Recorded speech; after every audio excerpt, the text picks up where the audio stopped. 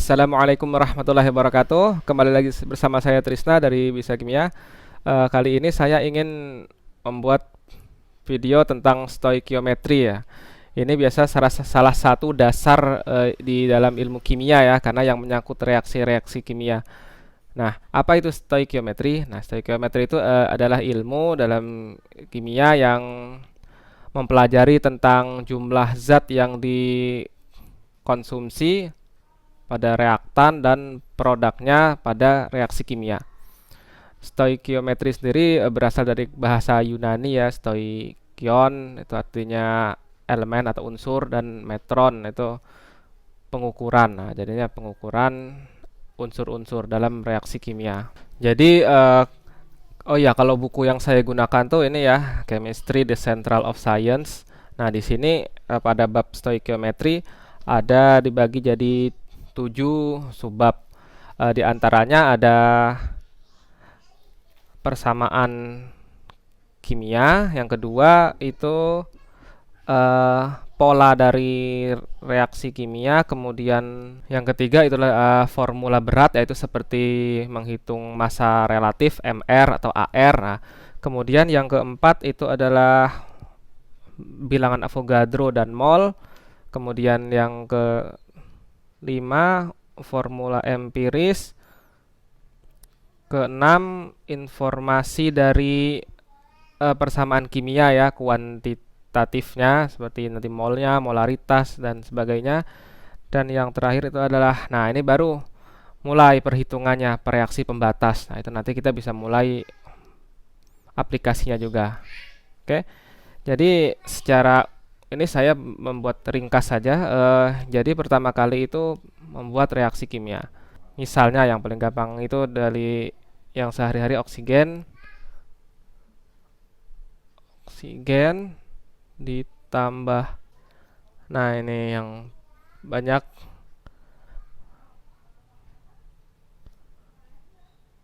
H2O.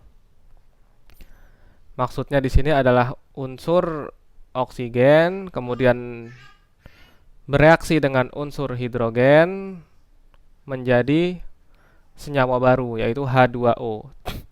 Nah, di sini nanti kita lihat ini sudah seimbang atau belum. Setimbang itu gimana? Jumlahnya sama semua ya. Jumlahnya harus sama. O-nya di sini ada berapa, di sini ada berapa. Nah, ini ternyata di sini O-nya di sini ada 2, di sini ada 1. Kalau untuk hidrogennya di sini 2, di sini 2, berarti sudah sama. Berarti yang kurang ada di sini. Berarti disamakan. Tambah 2. Terlalu sempit. 2. Ya, sini 2. Ternyata hanya juga di sini menjadi kurang. Di sini ada 4, di sini hanya ada 2, dikali 2 juga koefisiennya. Ya, seperti itu. Nah, ini yang salah satu yang paling sederhana. Kemudian yang kedua adalah pola reaksi. Nah, pola reaksi ini maksudnya nanti kita akan lebih lanjut lagi. Ini dijelaskan lagi. Ini apakah reaksi penggabungan atau penguraian atau pembakaran. Nah, ini contohnya nanti seperti ini ya selanjutnya.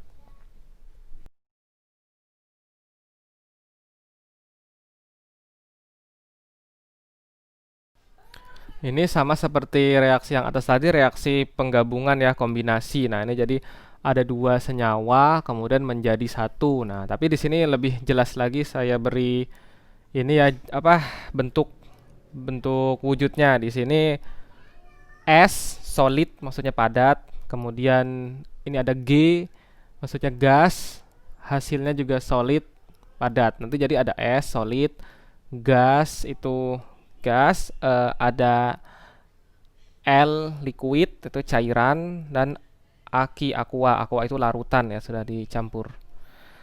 Nah, selain ini ada juga yang reaksi penguraian. Penguraian itu dari 1 menjadi 2. Contohnya seperti ini. Nah, kemudian ini reaksi penguraian ya, seperti ini. Jadi dari 1 senyawa menjadi 2 unsur seperti ini.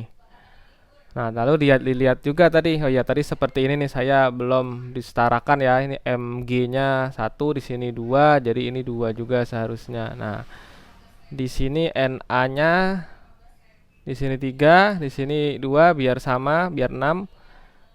Ini jadi 3, ini jadi 2. Jadi Na-nya di sini 2. Ya. Di sini juga belum ada. Nah, Na ini biasanya solid dan ini N2 ini bentuk gas ya. Ya. Nah, nanti ini juga reaksi pembakaran juga sebenarnya. Jadi kalau ada suatu unsur dibakar, nah itu ditambahkan dengan O2 seperti ini.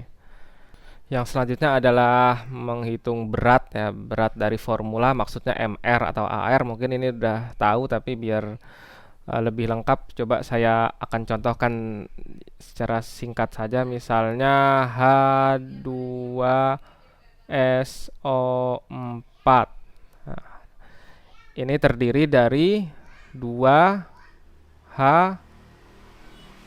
tambah S tambah 4 oksigen. Nah, jadi untuk mengetahui ini kalian harus tahu berapa AR-nya masing-masing ini.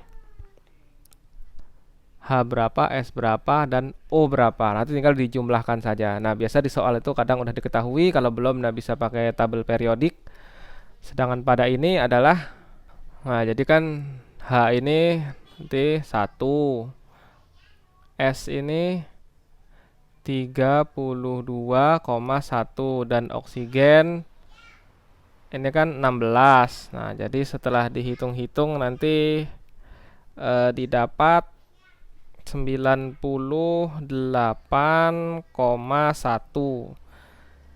Ya, MR ini mudah ya, harus bisa. Ini dasar-dasarnya kalau mau menghitung reaksi seperti ini. Kemudian yang selanjutnya ini tentang bilangan Avogadro dan mol. Nah, ini juga pengetahuan dasar tentang kimia. Kalau kimia itu satuan yang dipakai itu mol ya. Nah, jadi mol. Apa itu mol? Mol itu satuan kimia jadi dalam 1 mol itu mengandung bilangan Avogadro itu. Nah, seperti apa itu? Nah, sebentar ya. Jadi bilangan Avogadro itu bisa kita bilang N A. Avogadro itu 6,02 dikali 10 pangkat 23 ya. Ini jumlah apa ini? Nah, ini jumlah partikel ketinggian ya. Jumlah partikel atau jumlah molekul dalam 1 mol. Jadi misalnya dalam 1 mol H2O. 1 mol H2O ada berapa jumlah molekul dalam 1 mol H2O? Nah, jadi ada segini. Ada 6,02 kali 10 pangkat 23 senyawa H2O. Nah, ini makanya kita menggunakan ini ya, harus diingat juga ini mol. Kemudian, nah selanjutnya baru kita masuk ke, nanti kita akan baru mengenal apa itu mol, apa itu molar, dan perhitungannya bagaimana. Nah, ini selanjutnya. Nah, lalu kemudian bagian selanjutnya, nah apa itu mol, molar? Nah, molar itu sudah dijelaskan dan bagaimana cara menghitungnya. Cara menghitungnya itu, nah jadi kita harus hubungannya 1 mol itu mol sama dengan massa per mr atau ar-nya. Yang kita ambil contoh H2O saja misalnya. Nanti jadi dari mol atau massa ini nanti tergantung dari soalnya yang mana yang mau dicari. Misalnya kita mau menghitung 1 mol H2O berapa gram, berapa beratnya. Ini satuannya massa ya, kalau untuk perhitungan mol ini berapa gram H2O dalam 1 mol. Nah, tinggal pakai rumus seperti ini. Berarti Massa sama dengan mol dikali MR. Sama dengan molnya 1, MR-nya H itu 2, O itu 16, jadi 18. Berarti ada 18 gram dalam 1 mol. Nah, nanti kita hubungkan juga dengan molaritas. Nah, selanjutnya molaritas. Untuk molar nanti sekarang kita lanjut ke oh iya, tadi bab nomor 5 saya bilang apa? Formula empiris dari analisis itu saya rasa nggak perlu dulu, jadi langsung saja ke reaksi pembatas. Reaksi pembatas. Nah, langsung kita buat ini contoh soalnya aja. Nah, jadi seperti ini soalnya, misalnya ada glukosa, kemudian dibakar dengan oksigen akan menghasilkan CO2 dan H2O. Lalu soalnya ditanya, berapakah banyaknya air yang akan dihasilkan dari pembakaran 1 gram ya, 1 gram glukosa. Bagaimana langkahnya? Nah, jadi langkahnya ini pertama kali cari molnya ya, molnya. Mol sama dengan tadi sudah tahu gram per mr. Nah, berarti tinggal cari mr-nya berapa. 1 per ini bisa dihitung 12 dikali 6 H ditambah 12 ditambah 6 kali 16. Nah, pokoknya hasilnya setelah saya hitung itu 180. Nah, ini nggak perlu dihitung, nggak apa-apa. Jadi 1 per 180 mol ya. Ini karena kita di sini nggak pakai larutan, jadi nggak perlu dijadiin molaritas, nggak perlu dijadiin M. Nanti kalau dijadikan molar itu kalau yang digunakan ini larutan jenisnya. Kalau hanya solid atau gas itu nggak perlu pakai. Nah, ini bagaimana ini biar reaksinya habis? Nah, ini dia reaksi pembatas. Kita lihat koefisiennya. Di sini koefisiennya itu 1, di sini ada 6. Jadi nanti dikali 6. Ya, dikali 6. Di sini tetap 1 per 180. Di sini karena koefisien 6 tadi kali 6, jadi 6 per 180. Dari sini juga ketahuan H yang dihasilkan berapa, dilihat koefisiennya juga. Di sini 1 kali 6. Nah, ini berarti sama ya. Ini 6 juga, berarti sama semua. 6 per 180. Di sini juga 6. Di sini juga 6 180. Jadi yang terbentuk di sini kan sudah habis bereaksi. Sini sudah habis. Nah, di sini yang terbentuk tinggal. Nah, ini jadi 180 nih juga. Atau ya, jadi seperti ini ya. Nanti tinggal variasi soal saja. Ini misalnya ini diketahui juga. Nah, nanti tinggal dilihat apakah ada sisa atau tidak.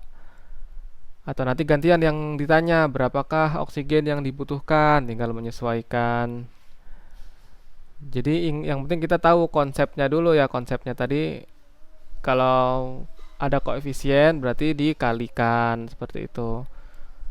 Yang ini juga dilihat koefisiennya, nanti menyesuaikan. Dan yang ini yang tersisa yang dihasilkan. Nah, itu dah dia stoikiometri tadi ya. Bisa menghitung jumlah reaktan dan juga jumlah produknya. Ini dia stoikiometri. Dan yang terakhir saya ingin membuat contoh tentang ini ya, molaritas ya. Nah, misalnya pakai yang dari soal aja. Misalnya ada 1 gram glukosa 1 mol aja ya. CH12O6. itu dilarutkan satu atau enggak 180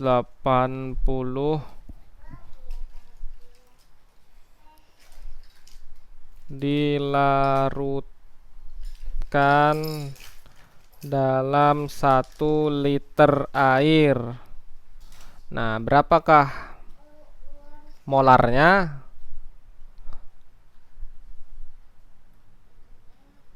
Tanya. Nah, yang ini pertama kali kita harus tahu dulu rumusnya. Jadi rumusnya itu mol sama dengan apa? Molar, salah. Molar sama dengan mol dibagi volume per volume ya. Nah, atau juga mol per liter, jadi nanti dijadikan 1 liter. Nah, ini karena hitung dulu molnya. Mol itu kan kita tahu gram massa ya, atau ya massa tapi dijadiin gram per mr bagi volume. Gramnya 180, mr nya tadi telah kita hitung juga 180 per dalam satuan liter. 1 berarti jadinya dapatnya 1 m. Nah, nanti biasa ada lagi variasi, misalnya ini tidak sampai 1 liter, misalnya hanya 500 mili.